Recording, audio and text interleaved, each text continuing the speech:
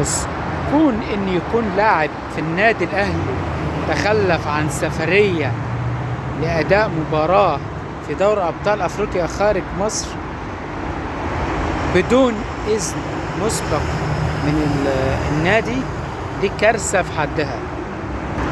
أيا كان مين اللاعب وأيا كان اسمه وأيا كان مكانته.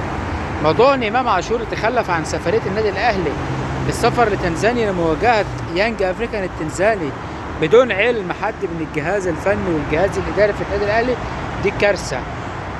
في اخبار كتير نازله من صحفيين وعلى السوشيال ميديا، واحد يقول لك ده عشان تطعيمات، والتاني يقول لك علشان هو وعيلته ربنا يشفيهم ربنا يحفظهم عندهم النوع المتحول الجديد ده، معرفش عشان ايه. انا مش مصدق اي خبر من الاخبار دي.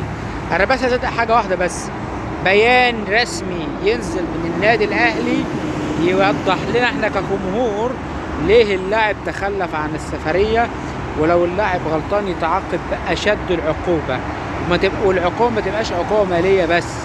ايا كان هو من اللاعب لازم اداره النادي الاهلي تضرب بيد بالحديد لو اللاعب غلطان.